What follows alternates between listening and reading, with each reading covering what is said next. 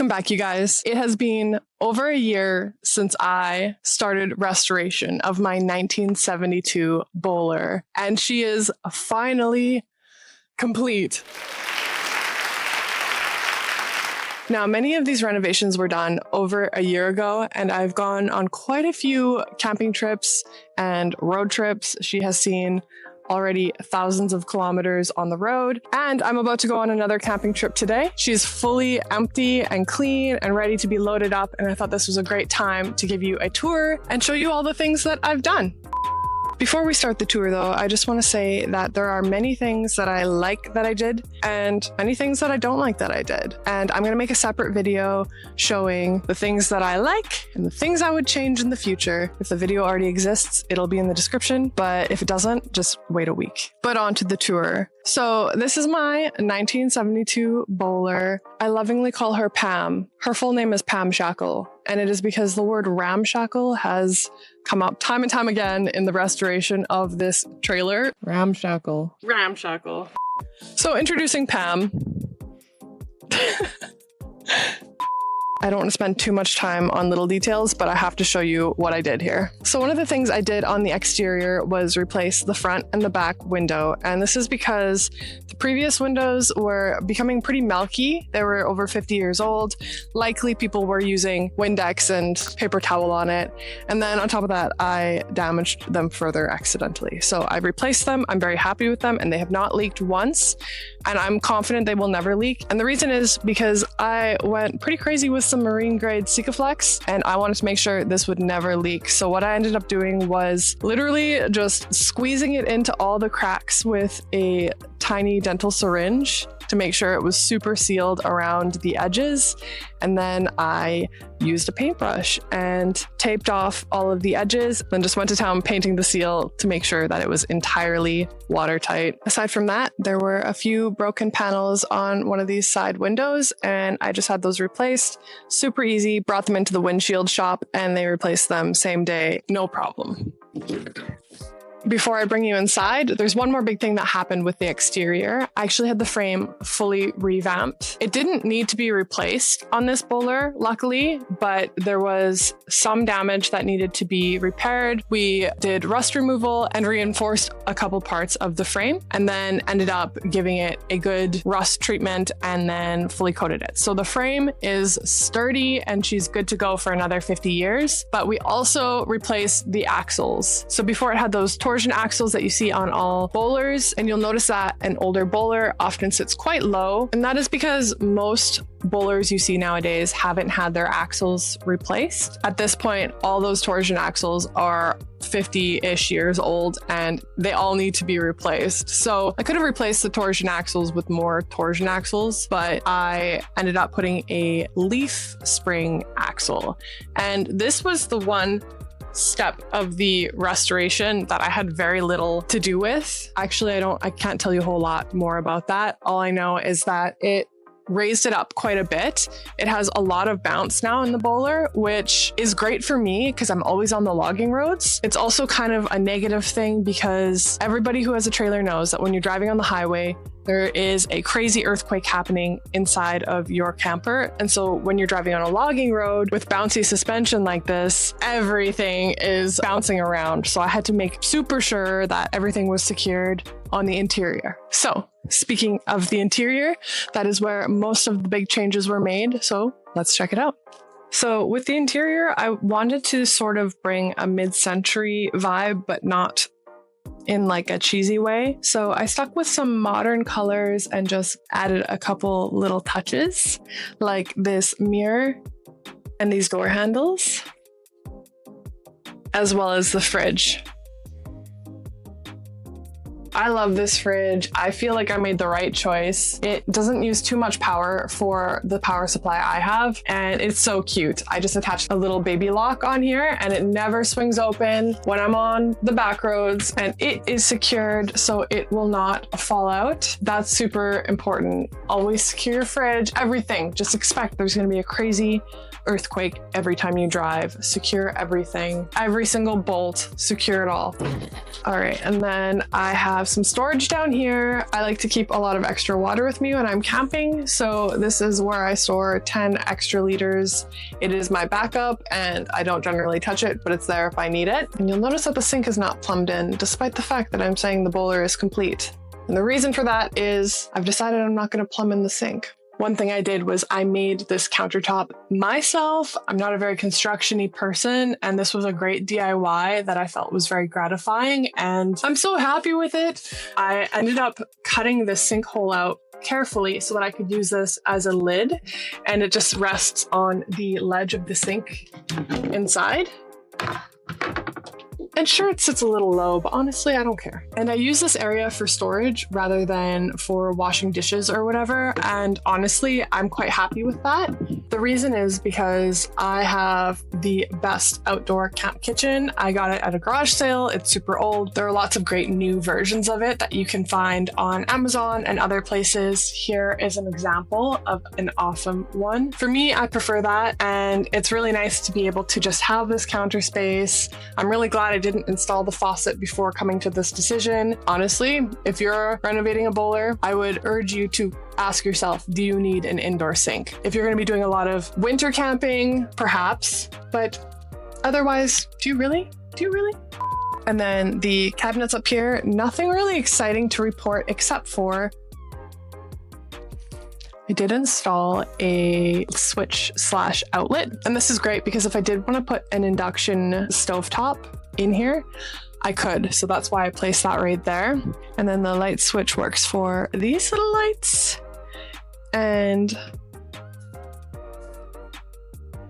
I think they look cute, but this was not the original design. Like I said, there are a lot of things I like that I did and a lot of things that I don't like that I did. I'll get more into those lights in that video. Another change that I did was install this new roof vent, and I chose not to go with an electric roof vent, partly because wiring it would have been challenging. I've already fully sealed these elephant skin seams and did not know how I would run wires to it. But the second reason is I honestly didn't feel like it was necessary for me because I have a solution. I got this little fan online, and it is also a light. And it's a nice warm white, which I like.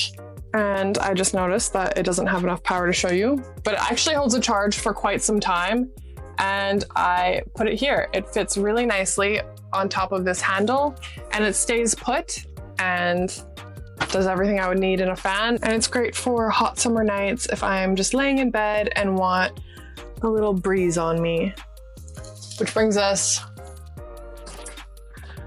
to the bedroom. You might notice that there is no dinette here anymore, and that is because I will not use the dinette. For me, this is a full-time bed, and it's actually so comfortable. The previous owners started restoration on this Boler, and they had these cushions professionally cleaned, and I really like the upholstery on them, so I left it the way that it is. A little bit of damage, a couple stains, but honestly, I'm quite happy with them, and they're super clean and really comfortable. So if you're watching this because you have a Boler and you're going to be doing some restorations, if you have the original cushions, they do puff up a lot and become very new feeling if they are cleaned properly, or at least mine did, unless yours are damaged further for whatever reason. But it is worth getting them professionally cleaned rather than remade, in my opinion.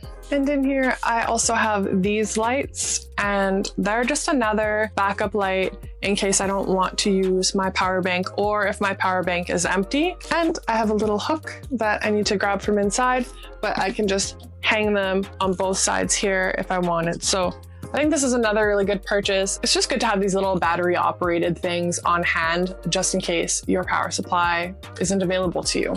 Now with the window coverings, I chose to go with magnetic blinds, and I just keep them in my sink.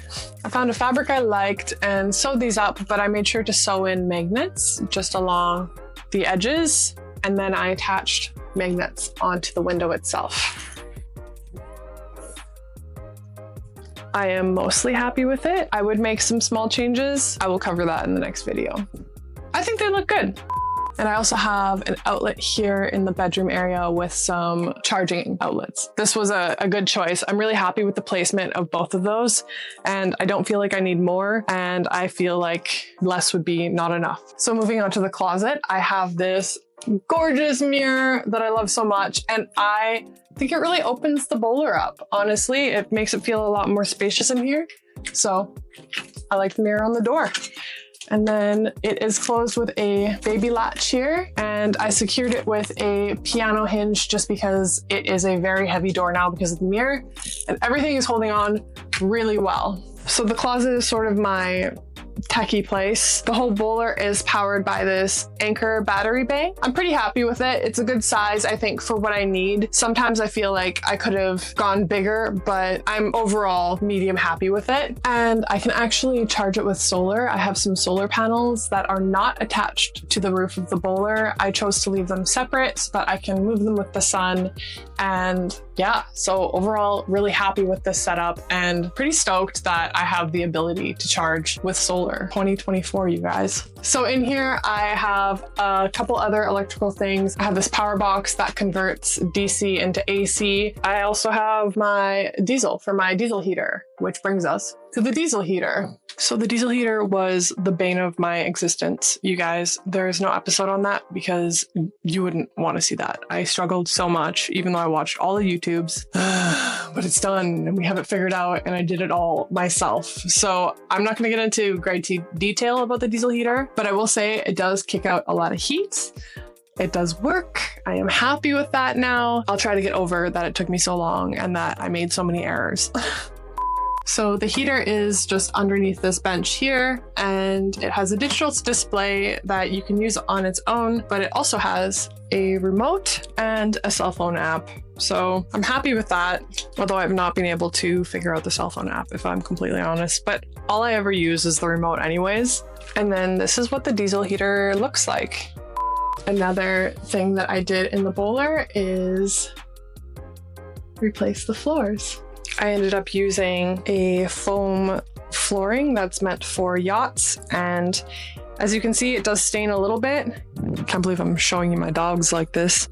Anyways, they have stained a little bit, and overall I'm happy with them despite the staining. It's really comfortable, it's insulating, and waterproof. So happy but not super happy with them, but they look good. So when it comes to storage in this Boler, there's actually tons of space. Nothing that I really did to add space, but I've learned how to utilize it quite well. So underneath here actually fits 6 milk crates very well. And so when it's fully loaded, I'll have 6 crates and they go up to right about here. And then I use bungee cord and just hold it all in, and it secures it very nicely. And I also did make some changes underneath. I cut this hole on this side because the other side actually already had this hole cut out. And I'm really happy with this choice. It is great for accessing anything that I'm storing under there, thus making it feel way bigger. So it was a good move. I'm happy I did that. And then the living room is the last area to show you. And there's very little to tell you about the living room area.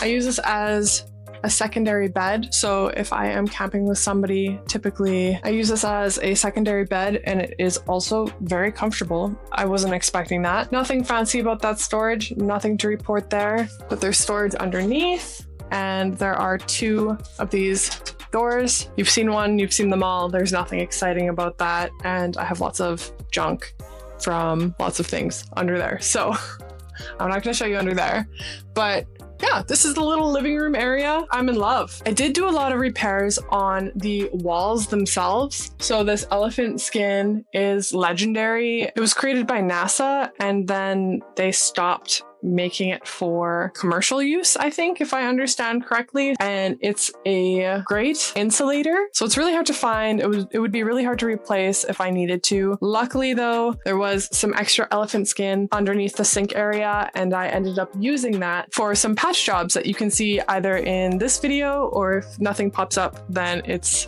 in the description.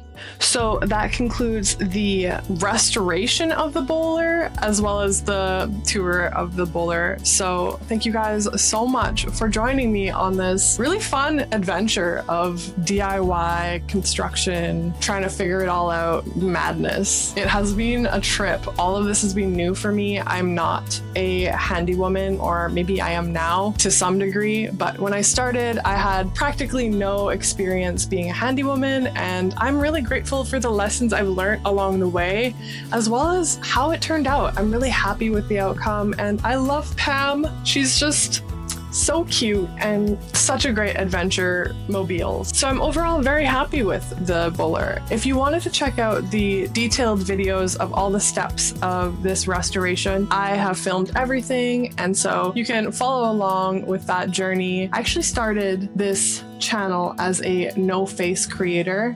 And my little workaround for that was wearing sunglasses. So you'll notice how in the first several videos I am wearing sunglasses. Oh, the changes. We've come so far. I just want to say, now that the Boler is done, the fun is not over. I actually have another restoration lined up, and I have purchased another camper to restore. So stay tuned for that, you guys. That'll be starting spring 2025. But in the meantime, I'm still going to keep filming fun little videos and staying in touch with you guys. So I will catch you in the next one. Bye.